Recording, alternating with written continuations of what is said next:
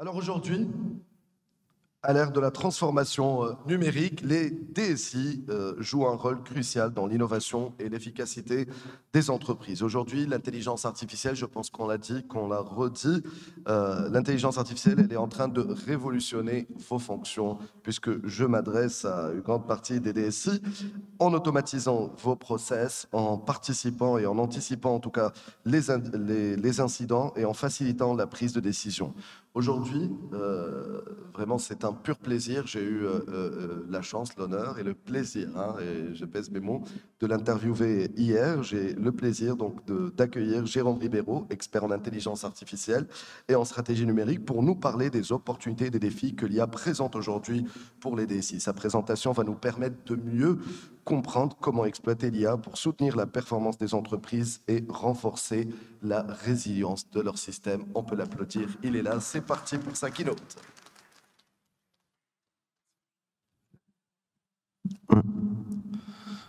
Bonjour, merci en tous les cas, je suis très heureux d'être ici. Et avant tout propos, je voudrais féliciter le comité d'organisation parce que c'est un très très bel événement. Moi, je suis très heureux d'être là pour les 10 ans. Donc, félicitations à l'équipe du Club DSI. Je ne m'attendais pas à un événement de si belle qualité. Donc, bravo à vous. Je suis très heureux aussi parce que j'ai ma collaboratrice Nada Ziadi que je retrouve et mon ami, son Excellence Nouman Ferry. Donc, je suis très heureux de vous retrouver tous et plein d'amis. Et donc, aujourd'hui, ce n'était pas facile de préparer l'IA au service des DSI et je vais vous expliquer pourquoi tout à l'heure. Je vais rapidement me présenter. Donc, je suis Jérôme Ribeiro, président de Human AI. Human AI, on travaille sur l'Afrique, l'Asie, le Moyen-Orient, le Canada, les États-Unis et on commence à travailler sur l'Amérique du Sud. On met l'intelligence artificielle au service de l'humanité et nous avons créé des formations sur tous les métiers avec les retours sur investissement et surtout, nous prouvons que l'homme, avec un grand H, lorsqu'il maîtrise les outils d'intelligence artificielle, son métier ne disparaîtrait pas. Et j'espère que je vous le prouverai aujourd'hui encore plus pour vous. Donc nous faisons aussi des maisons de l'intelligence artificielle que nous installons de partout, qui sont des lieux d'acculturation, de pédagogie, des laboratoires d'IA appliqués. Et on assiste aussi les gouvernements sur leur stratégie nationale de l'IA. Donc on a participé au Sénégal, on participe au celle de la Côte d'Ivoire, du Togo et d'autres pays aujourd'hui, et toujours en écosystémique avec l'ensemble des participants qui sont pour nous importants, donc la jeunesse, les étudiants, les universitaires, etc. Il faut que les stratégies répondent à tout le monde. Donc aujourd'hui, nous allons parler de l'IA au service des DSI. Ça a été difficile, pourquoi ? Parce qu'il y a tellement à dire que je pourrais en parler pendant 2 jours sur comment l'IA peut vous aider, vous les DSI. Donc j'ai essayé de faire un glossaire. On va parler du contexte, de l'importance de l'IA pour vous. L'IA comme levier de transformation digitale, l'IA pour la prise de décision, l'IA pour l'amélioration des services utilisateurs et les défis des considérations éthiques, bien sûr. Et on conclura avec tout ça. Donc déjà, je vais vous donner un chiffre. Selon une récente étude de Gartner, 70% des entreprises qui ont adopté l'IA dans leur processus IT ont constaté une réduction de 30% des incidents liés à la sécurité. Donc ce chiffre, il est parlant, ça montre vraiment l'impact tangible que peut avoir l'intelligence artificielle. Nous allons aborder les différentes façons dont l'IA peut transformer les opérations IT, améliorer la prise de décision, renforcer les services utilisateurs et nous discuterons aussi également des défis éthiques que pose l'IA.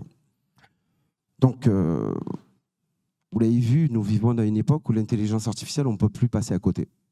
Depuis la sortie des IA génératives, il y a eu une prise de conscience aussi bien sur la vie privée que sur l'utilisation des outils d'intelligence artificielle. Aujourd'hui, on utilise tout, et je pense sans concession, l'intelligence artificielle, que ce soit dans nos smartphones, le Google Maps, Google, etc. Il y a de l'intelligence artificielle. Et l'IA, qui était autrefois une simple idée de science-fiction, elle est désormais au cœur de cette transformation. Donc, avec sa capacité d'apprendre, d'analyser, de prédire, elle a le potentiel de redéfinir complètement la manière dont nous gérons les systèmes d'information. Et en tant que DSI, il est essentiel de comprendre non seulement comment l'IA peut être utilisée, mais aussi comment elle peut transformer vos opérations pour mieux répondre aux besoins croissants des entreprises modernes. Donc, pourquoi l'IA est devenue incontournable pour vous? Déjà, elle permet une efficacité opérationnelle inégalée en automatisant des processus complexes et répétitifs. L'automatisation, hein, ça fait partie de l'intelligence artificielle. En plus de ça, elle offre des insights très prédictifs qui aident à anticiper les défis futurs, qui permettent une prise de décision vraiment beaucoup plus éclairée. Et elle renforce la capacité de vous, les DSI, à innover en proposant des solutions qui répondent aux besoins actuels, tout en étant suffisamment flexible pour évoluer sur les exigences futures. Donc moi, ce que je dis souvent sur les DSI, c'est que vous avez une pression qui est énorme, vous avez une double pression. D'une part, vous devez garantir la continuité des services et la sécurité des systèmes, hein, des opérations, etc. Et d'autre part, vous devez innover. Vous êtes poussé à innover pour maintenir la compétitivité de votre entreprise. Donc c'est un sacré métier quand même. Et ce que je vois souvent, c'est que vous êtes souvent le responsable de tous les maux. Même si l'utilisateur n'a pas mis à jour sa sécurité, c'est vous le responsable. Un appareil tombe en panne, c'est presque vous le responsable. Donc, l'IA vous offre une solution à cette dualité en automatisant des tâches routinières qui va vous libérer du temps pour de l'innovation, pour vous concentrer sur l'innovation. Mais il est important comment il faut intégrer l'IA pour s'assurer qu'elle soutienne efficacement ces deux objectifs. Donc, on va voir plus en détail comment l'IA peut être moteur de cette transformation digitale, en commençant par l'automatisation intelligente des processus IT. Donc, je vous l'ai dit, vous êtes de plus en plus confrontés à la nécessité d'automatiser des tâches répétitives pour libérer du temps, et ça, c'est indispensable aujourd'hui. L'automatisation des processus robotisés, les RPA, renforcés par l'IA, ça va vous permettre d'automatiser les tâches métiers, telles que la gestion des factures, le traitement des commandes, ou encore la gestion des tickets IT. Pour vous donner une idée, une entreprise a réduit de 50% le traitement de temps de données et des demandes de support en utilisant un chatbot, un bot IA, pour catégoriser et assigner automatiquement les tickets aux équipes appropriées. Donc, avant cette technologie, pour bien vous rendre compte, le temps moyen de traitement, est-ce que vous savez quel était le temps de traitement moyen pour une entreprise, pour la gestion d'un ticket? 48 heures. 2 jours.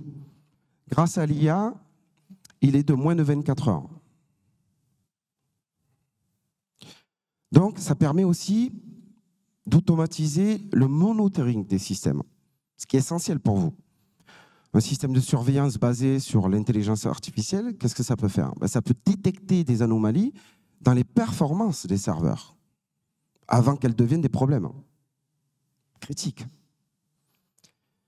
Ça déclenche des alertes et des actions correctives automatiques.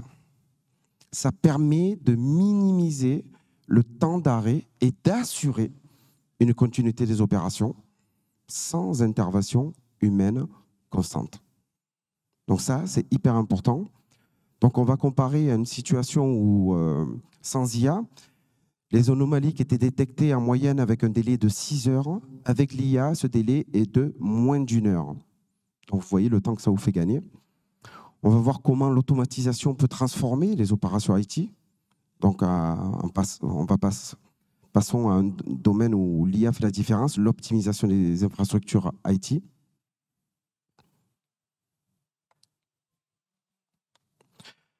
Donc là, elle joue un rôle clé dans la gestion prédictive. L'IA, c'est aussi du prédictif des infrastructures IT. Elle analyse tout votre historique. Elle surveille en temps réel les performances des équipements. et elle peut prévoir une pièce d'équipement qui va tomber en panne. On l'utilise beaucoup dans l'industrie aujourd'hui, puisqu'on sait le temps de vie d'une pièce, en nombre d'heures souvent. Ça permet d'anticiper, un peu comme une voiture, on sait que toutes les 30 000, ben ça vous prévient au 29e 1000 km qu'il va falloir faire la révision. Et ça permet de planifier les maintenances de façon proactive. Et cet approchement, elle réduit les coûts de maintenance, mais évite surtout les interruptions imprévues qui peuvent avoir des répercussions qui peuvent être très coûteuses. Parce que vous savez que le temps de panne est chaque fois coûteux et peut impacter sur plusieurs collaborateurs.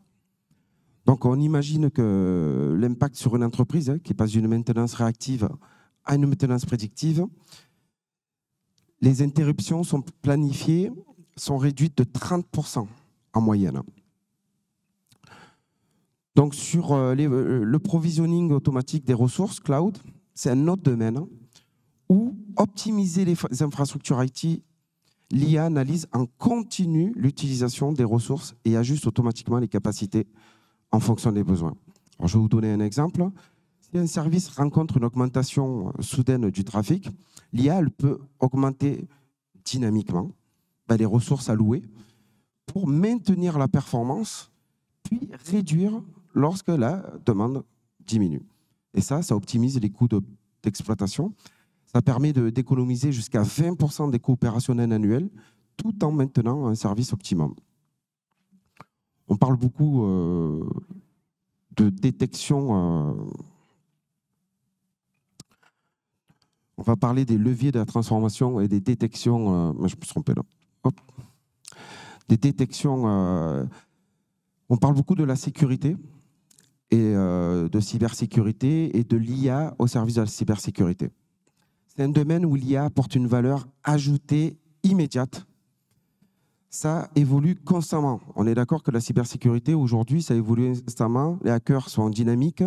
C'est l'intelligence artificielle qui vient vous hacker. Et là, c'est capable de détecter les comportements anormaux dans le réseau en temps réel et souvent même avant que les menaces soient pleinement identifiées. Donc, ça permet à une entreprise de contrer les attaques qui détectent une activité anormale et d'isoler les systèmes de suite qui sont concernés avant que l'attaque ne puisse se propager immédiatement sur tous les serveurs.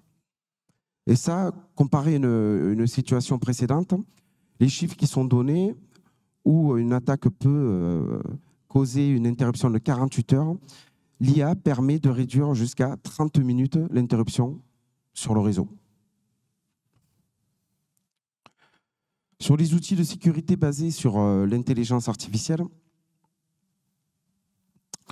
on a des outils d'IA de sécurité basés qui, tels que les systèmes de gestion des informations et des événements de sécurité, les SIEM, qui utilisent des algorithmes avancés pour corréler des millions d'événements en temps réel. Ils peuvent non seulement détecter les menaces, mais aussi recommander des actions correctives, voire les exécuter automatiquement.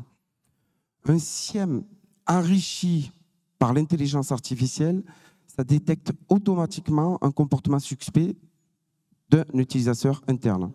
Ça peut suggérer un changement de mot de passe ou restreindre de suite les accès à cet utilisateur jusqu'à ce que le problème soit résolu. Et ça réduit énormément un risque majeur sur votre système d'information. Les constats qu'il y a aujourd'hui, c'est que ça permet, on va dire, jusqu'à 50% de regarder s'il y a des fraudes en interne. Donc, c'est déjà pas mal comme avancée. On parle beaucoup d'analyse prédictive et les insights, qui sont un grand domaine sur... on parle d'IA générative et d'IA prédictive. De plus en plus, l'IA prédictive prend le pas dessus. Et c'est le désavantage majeur de l'IA, sa grande capacité à anticiper aussi des tendances. Elle utilise des modèles prédictifs, mais ça, vous pouvez anticiper les besoins futurs de vos ressources en IT. Et ça peut être planifié en conséquence. Ça analyse des données d'utilisation des systèmes IA et ça peut prédire une augmentation des besoins en capacité de stockage et recommander des actions pour éviter une saturation. Donc, en visualisant ces prévisions, à travers des tableaux de bord dynamiques. Je ne sais pas si vous avez déjà vu ça. Vous pouvez prendre des décisions vraiment très efficaces sur les recommandations à votre board pour les achats, etc. On a beaucoup d'outils aujourd'hui de data analytics et de business intelligence qui sont enrichis par l'IA. Est-ce qu'il y en a qui en utilisent aujourd'hui dans la salle? Donc ça a transformé complètement le domaine de la business intelligence. Les outils de BI aujourd'hui enrichis par l'IA ne se contentent plus de présenter des données historiques, mais ça fait des insights prédictifs. Comme l'IA remplace le raisonnement humain, ça vous fait des recommandations. Ça analyse des données de vente. L'IA peut identifier les produits susceptibles de connaître une hausse et la demande et recommander des ajustements de stock en conséquence, etc. Ça vous permet aussi à vous, pour les pièces, qu'on va changer un ordinateur, un disque dur ou autre, d'anticiper aussi et de pouvoir prédire les achats, etc. Donc, est-ce que vous connaissez Power BI? Vous utilisez Power BI aujourd'hui? Certains? Donc, ça avait des modules d'IA, ça permet une visualisation claire et ça facilite la prise de décision. L'IA peut également optimiser les coûts. Et ça, c'est un gros défi pour vous. On parle beaucoup d'optimisation des coûts. Pour les DSI, vous avez vu les prix du cloud, le prix de tout ça qui explose. Et la demande explose aussi grâce à la digitalisation. Et donc, grâce à l'IA, c'est un outil qui peut vous aider à parvenir à baisser les coûts. Comment? Mais comme ça analyse énormément de données d'utilisation des ressources IT, l'IA peut identifier des inefficacités, par exemple des serveurs qui sont sous-utilisés ou des licences logicielles non exploitées. Et ces informations, bien sûr, vont vous permettre de prendre des mesures pour optimiser les coûts, comme le redimensionnement des ressources ou la rationalisation des licences. Aujourd'hui, on estime à 15% les licences qui ne sont pas utilisées. Donc c'est énorme. Au plus l'entreprise, vous avez le collaborateur, au plus le prix augmente. Les dépenses cloud, ça permet de les réduire aussi de 15% en moyenne. On a des études de cas sur des entreprises qui ont utilisé l'IA pour analyser l'utilisation de ces licences. Elle a découvert que 30% de ces licences et logiciels étaient sous-utilisés. Ce qui lui a permis de réduire les coûts de licence d'une manière très significative, c'est presque un tiers. Et elle a analysé en même temps les dépenses de cloud. Et là, l'IA a identifié des instances cloud surdimensionnées. Donc ça a permis une réduction des coûts sans compromettre les performances. Et ça, c'est indispensable. Et ça permet à l'entreprise d'économiser des milliers d'euros, voire des millions d'euros selon la taille de votre entreprise. Donc, au-delà de cette optimisation de coûts, c'est clair pour vous, je vais trop vite ou... L'IA joue également un rôle essentiel dans l'aide à la prise de décision. Et l'utilisation de modèles d'IA pour orienter les stratégies IT à long terme, ça peut vous aider à prendre des décisions stratégiques en simulant différents scénarios. Donc, on fait beaucoup de scénarios et en analysant des résultats possibles. Ça peut modéliser l'impact vers la migration, de la migration vers le cloud, pardon, sur les coûts, la sécurité et les performances. Et ça vous aide aussi à détecter le meilleur moment pour effectuer la migration. Nous avons travaillé avec des entreprises au Togo qui ont fait la migration, où on avait fait des simulations et on s'est rendu compte de l'heure à laquelle on devait la faire et quel moment, etc., pour impacter le moins possible les performances de l'entreprise et surtout l'accès à ses clients, etc. C'était une banque, donc je ne la nommerai pas, mais ça permet vraiment d'optimiser ça et que les services ne soient pas stoppés. Ça permet aussi pour vous d'aligner les stratégies IT sur les objectifs d'affaires à long terme, hein, vous assurer que les investissements technologiques soutiennent à la croissance future. Et elle vous permet aussi d'analyser des centaines de paramètres en temps réel. C'est comme si vous regardiez tous vos paramètres, vous prenez la décision. Donc, elle va reproduire ni plus ni moins votre raisonnement en temps réel, pour évaluer les risques et recommander des mesures d'atténuation sur l'aide à la décision stratégique. Donc, vous pouvez utiliser l'IA pour évaluer les risques associés à l'intégration de nouvelles technologies. Ça, on le fait énormément aujourd'hui et de plus en plus les entreprises le font pour voir où elles vont aller. Donc, c'est toujours des simulations. Ou à l'expansion des opérations sur des nouveaux marchés. On peut aussi avoir, grâce à l'intelligence économique, on peut faire des scénarios pour voir sur quel secteur l'entreprise peut aller ou pas. Et ça vous permet d'avoir des recommandations basées sur des données concrètes. Après, on peut réduire l'exposition au risque. Quand on fait cela, des scénarios, en moyenne, on réduit l'exposition au risque de 20% en intégrant l'IA dans nos processus de gestion.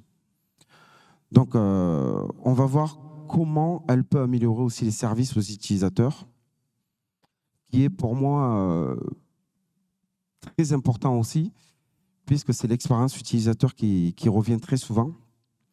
Et c'est essentiel pour toute l'organisation. Pourquoi? Parce que nos talents doivent avoir les meilleures performances grâce à nos outils.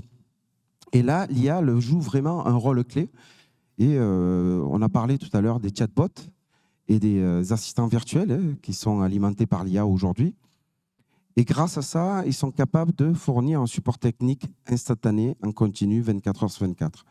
Les banques ont remplacé les numéros 0800 pour appeler, etc., pour demander un conseiller en ligne, par des chatbots où ils répondent à plus de 80% des demandes de leurs clients, 24 heures sur 24, 7 jours sur 7.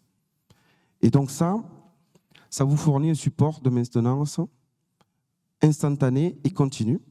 Et ça peut résoudre tous les problèmes courants que vous pouvez avoir dans votre entreprise. Ça répond à des questions fréquentes, sans même escalader. Et ça peut même aller jusqu'à mettre en relation avec un technicien humain si c'est nécessaire. Donc, pour vous donner une idée, ça permet en moyenne dans les entreprises de réduire de 20% le nombre de tickets non résolus en première ligne. Donc, je ne sais pas si pour vous c'est un chiffre important, mais en tous les cas, ça améliore ainsi la satisfaction de vos utilisateurs et surtout leur performance, puisque lorsqu'ils n'utilisent pas, forcément, ils ne sont pas productifs. Donc, il y a une grande entreprise qui a mis en place un assistant virtuel pour son service desk. Avant l'IA, est-ce que vous savez quel était le temps moyen de résolution d'un ticket? Vous avez une idée? 8 heures? C'est 24 heures. C'est passé à moins de 4 heures. Donc, grâce à l'automatisation de la collecte des informations nécessaires. Et la rapidité des réponses est instantanée chez l'IA. L'avantage, c'est que vous pouvez paramétrer vous. Les questions les plus fréquentes, vous apportez vous-même les réponses derrière, etc.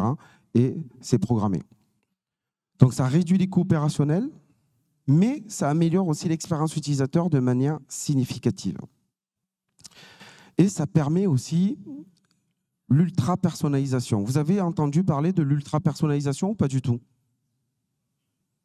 Non? Ça vous parle, l'ultra-personnalisation des outils ou pas du tout?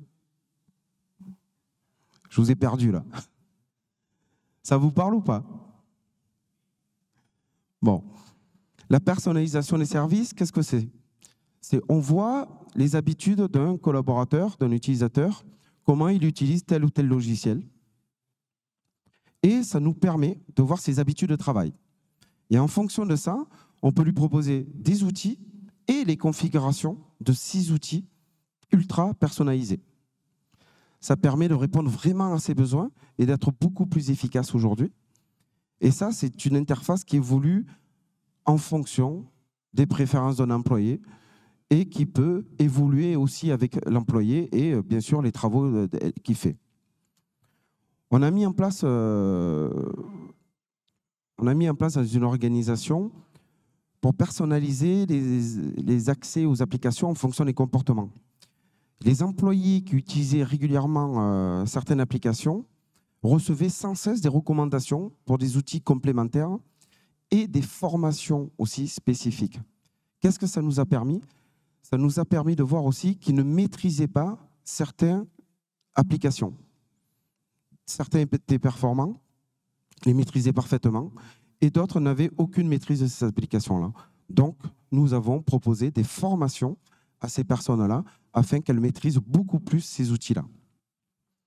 Ça permet de réduire les erreurs humaines en adaptant les permissions d'accès aussi, en fonction des habitudes et des utilisations réelles. Ça permet d'optimiser l'utilisateur à être le plus performant possible. Et ça permet surtout d'être ultra personnalisé, d'avoir tous les insights qu'il veut le plus rapidement possible et ce à quoi la boîte à outils qu'il utilise le plus. Donc ça personnalise les services. On va voir comment l'expérience utilisateur, grâce à l'analyse des comportements, peut être améliorée. On parle beaucoup de l'UX, l'expérience utilisateur, qui est un domaine où l'IA apporte sa valeur ajoutée. Donc pourquoi? Parce qu'elle utilise et analyse toutes les interactions des utilisateurs dans les systèmes. Et elle peut identifier des points de friction et proposer toujours des améliorations pour rendre l'interface beaucoup plus intuitive. Et surtout, facile à utiliser. Ce qui permet aux utilisateurs que ce soit vraiment très fluide. Pour vous donner des chiffres, une analyse de comportement utilisateur, ça permet de réduire en moyenne les abandons de processus critiques à 15%. Donc ça améliore l'efficacité globale. On va parler de l'amélioration de l'expérience utilisateur dans le cadre d'utilisation des interfaces adaptatives, des prédictions aussi des besoins utilisateurs. Donc, l'avantage de l'utilisation d'interfaces adaptatives, c'est que ça se modifie en temps réel et en fonction des préférences et des besoins des utilisateurs. Donc, si un utilisateur préfère utiliser certaines fonctionnalités plus fréquemment, bien sûr, l'interface va automatiquement s'adapter, les mettre en avant et ça va rendre pour l'utilisateur l'expérience plus fluide. Ça conduit à une amélioration du poste de travail de 20% de la productivité. Donc, vous imaginez, plus la formation derrière que l'on peut faire aux collaborateurs pour maîtriser encore plus ces outils-là, on peut aller jusqu'à améliorer le poste de travail de 40%. Donc, l'IA, elle améliore les services de l'expérience utilisateur et on va parler maintenant des défis éthiques. Est-ce que vous prenez en considération dans votre entreprise les défis éthiques? Ah oui, pardon.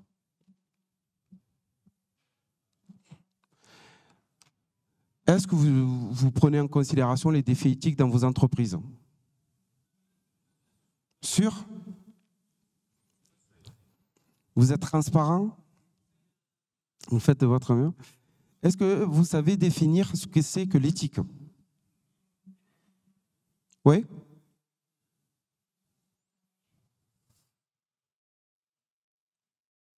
Non? Bon, l'éthique, c'est un ensemble de valeurs, la morale, le bien et le mal. Et ça va agir de manière respectueuse envers les autres. Cependant, on oublie que l'éthique est multiculturelle. Aujourd'hui, on se rend compte dans nos entreprises que nous avons des nationalités, des cultures, des religions et des individualités différentes. Et pour ça, il faut prendre en compte l'ensemble de l'humanité. Donc, nous, on a défini l'éthique multiculturelle selon la règle de Platon qui dit « Considérons les autres comme ils voudraient être considérés, en tenant compte de leur religion, de leur culture, de leur individualité, de leurs traditions, de leurs origines et de leurs valeurs. » Pourquoi?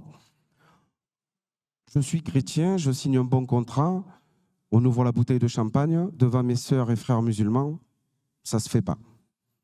Donc, il faut vraiment considérer les autres et on parle de plus en plus d'éthique. Ce qui nous a beaucoup plus qui nous travaillons dans l'IA, c'est la sortie des IA génératives. Parce que personne ne parlait vraiment d'IA alors qu'on y était tous les jours dans l'IA.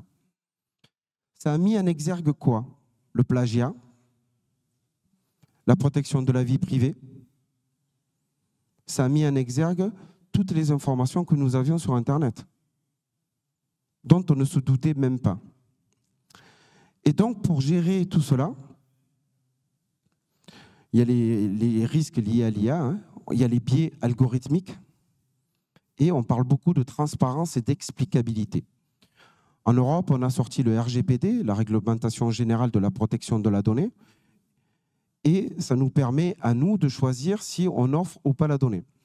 Malheureusement, c'est facilement contournable, puisque pour utiliser les réseaux sociaux, vous devez accepter qu'ils aient accès à tout.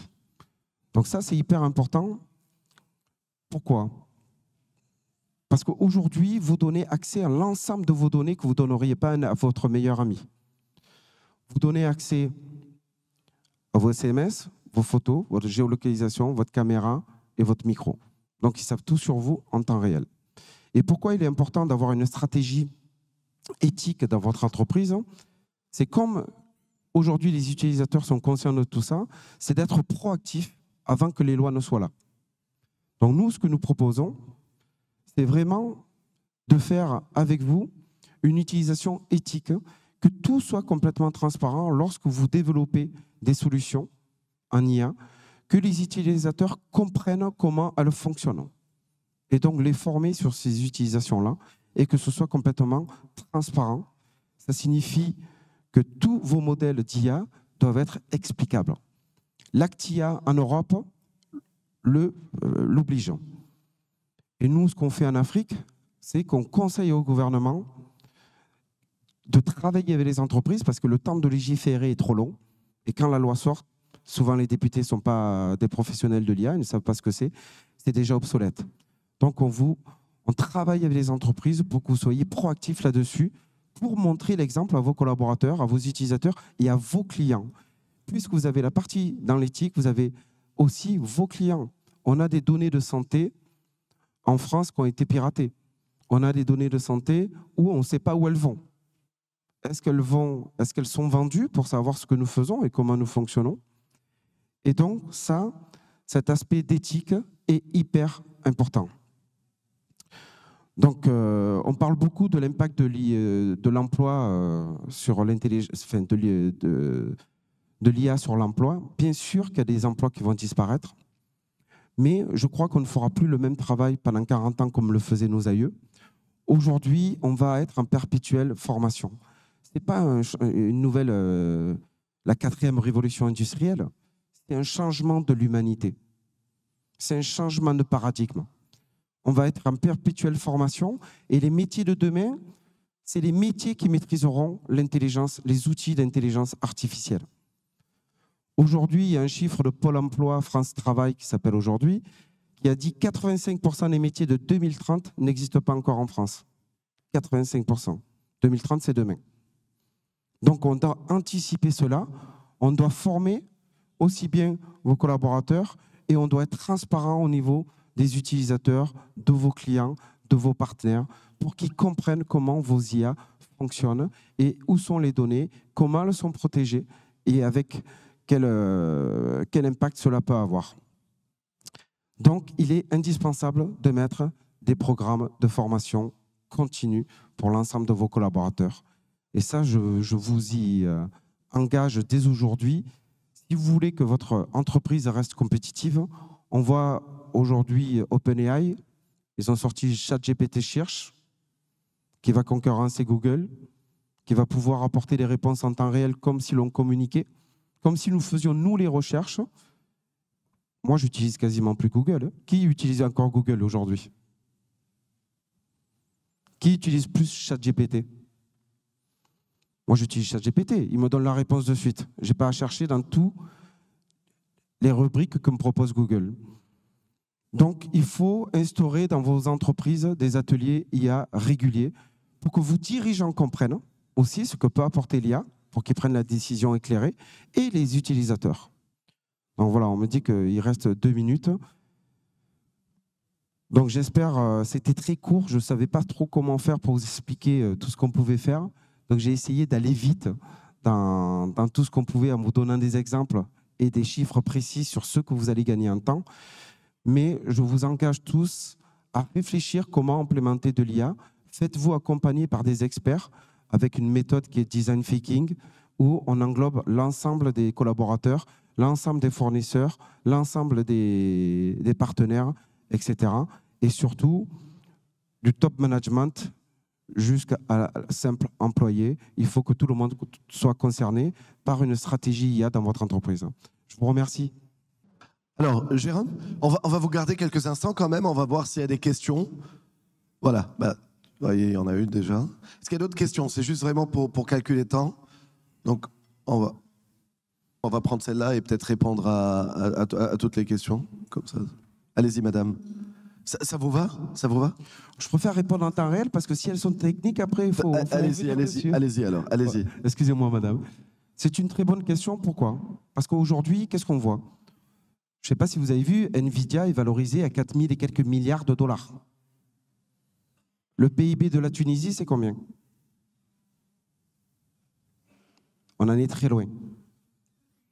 Donc, l'inconvénient que l'on voit aujourd'hui, c'est l'accélération des GAFAM et des BATX. Elles ont la donnée, elles ont l'argent et elles ont la puissance de calcul. Donc aujourd'hui, elles deviennent le maître du monde. Et ça, c'est hyper compliqué. Comment on peut s'en sortir? C'est par la souveraineté de la donnée. C'est par la protection de la donnée. Et ça, c'est un enjeu majeur pour l'Afrique. Seulement 2% de la donnée sur le sol africain. Quand on explique aujourd'hui que Google, qui ne vend rien, est valorisé à 2500 milliards de dollars, ils vendent juste votre donnée.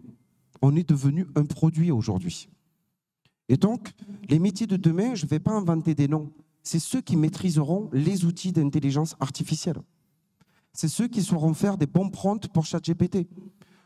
Nous, on a utilisé pour faire des vidéos pour des événements, puisque j'organise aussi la semaine de l'IA, etc. On organise plusieurs événements autour de l'intelligence artificielle. On a fait un prompt. La vidéo a été générée en 3 minutes. Avec c'était sous la présidence du Fort Essoussiman et Asimbe au Togo. Il nous a mis exactement les photos des personnes, etc. C'était fabuleux.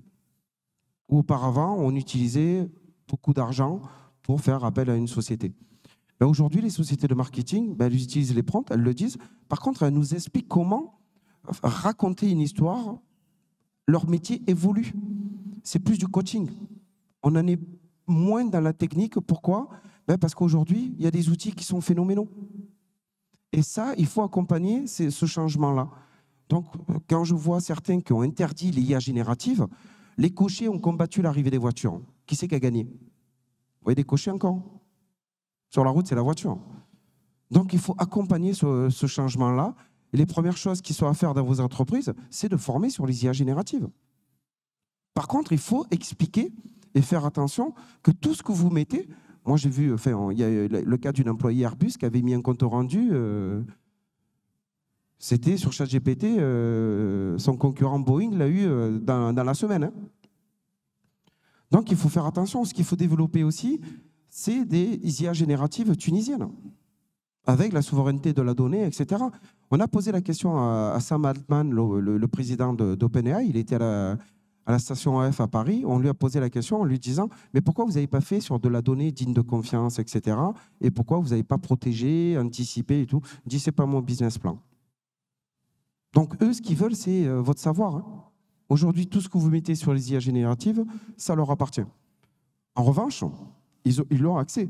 C'est à eux. En revanche, vous pouvez les former pour faire des comptes rendus, des résumés, etc., qui n'ont pas trop lieu dans l'entreprise. Pour faire des vidéos, ces choses-là, ce n'est pas encore trop grave. Donc, il faut être en connaissance de cause. Et l'éthique, pour ça qu'on parle beaucoup de philosophie aujourd'hui dans l'entreprise, prend une place prépondérante. Donc, il faut former sur les outils qui existent déjà. Et les métiers de demain, c'est les outils, c'est les métiers qui vont maîtriser les outils d'intelligence artificielle. Voilà, j'espère avoir répondu. On n'a pas la solution, mais on essaie de former des formateurs sur place dans chaque pays. On a lancé de grandes campagnes avec Smart Africa, l'ONU, l'UNESCO, etc. Mais ce n'est pas facile. Je ne sais pas si vous avez vu le rapport de McKinsey. Il faut former 600 millions d'Africains d'ici 2030 au numérique. On est vraiment en retard. Aujourd'hui, en Tunisie, dans toute l'Afrique, il y a beaucoup de talents. Nous, Human AI, on a des centaines de personnes qui travaillent sur l'implémentation de l'IA. Je veux vous donner un exemple qu'on a fait concret à la CNSS, la Caisse nationale du Togo, de sécurité sociale. Toutes les données de l'assurance maladie et de la sécurité sociale étaient hébergées par Oracle en France. On a fait la vérification de vie biométrique pour vérifier la vie pour les paiements des retraites et des pensions. Déjà, on a rapatrié toutes les données. Et je vais vous dire ce que ça nous a permis de faire en développant et combien ça nous a fait gagner d'argent, surtout. La vérification de vie biométrique, on a vu le premier mois 38 000 fraudeurs. Les gens étaient décédés, mais les enfants disaient qu'ils étaient toujours vivants. Donc, ils touchaient toujours les pensions. Derrière, on n'a plus besoin de déplacer les agents de la CNSS dans le monde entier. Ça nous a fait 120 millions d'euros d'économie pour un pays de 6 millions d'habitants. Derrière, en ayant les données de l'assurance maladie, qu'est-ce qu'on a vu? Ils envoyaient les gens se faire soigner à Dubaï, au Qatar, un peu de partout. On a dit qu'en 10 ans, avec les données, on a pu analyser, voir quelles étaient les maladies les plus fréquentes. Et on a vu que dans certaines zones, celles-ci étaient fréquentes. On a dit on peut construire 5 hôpitaux en 10 ans. Ça va te rembourser ce que ça te coûte.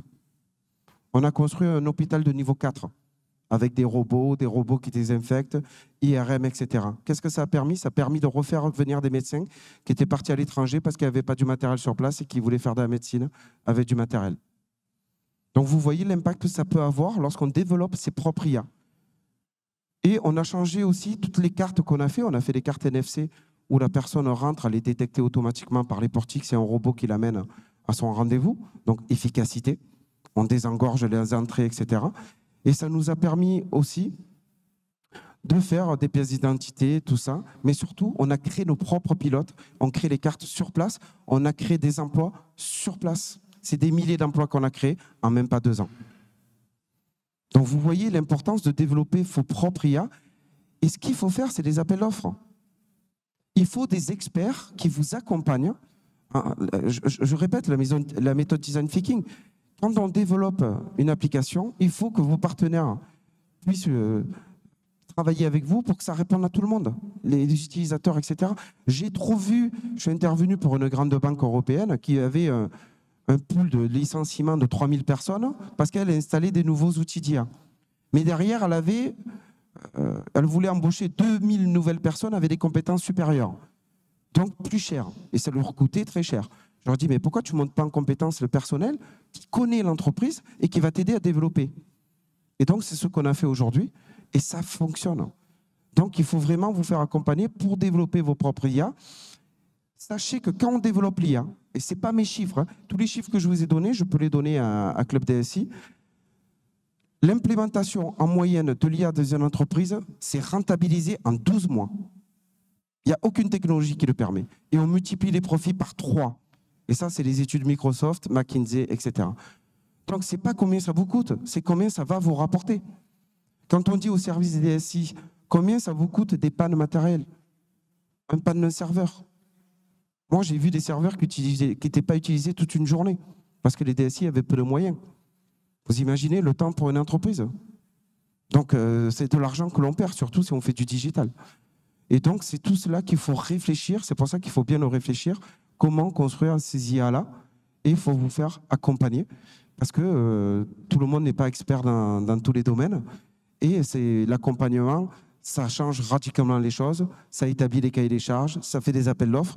Et je peux vous donner une idée d'un appel d'offres en France où on avait des devis à 300 000 €. Et quand on l'a élargi à l'Europe, on a eu des devis à 80 000 €.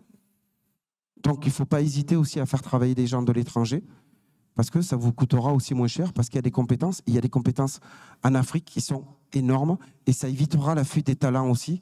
Si vous développez de l'IA, il faudra faire parler tunisien si vous avez des Tunisiens. Et s'il n'y a pas, bien sûr, avec d'autres. Mais nous, notre faire-valoir, quand on s'installe dans les pays, c'est on arrive en Tunisie, c'est avec les Tunisiens, par les Tunisiens, pour les Tunisiens. Et ça fonctionne. Mais bien sûr, c'est d'autres compétences d'ailleurs qui vont les former. Mais on les forme, on les amène en compétences. Donc j'espère avoir répondu à votre réponse. Pour la protection de vos données, il faut intégrer l'IA, vos propres IA à vous. D'autres questions? Pas d'autres questions. Bon, très bien. Merci beaucoup. Merci à vous.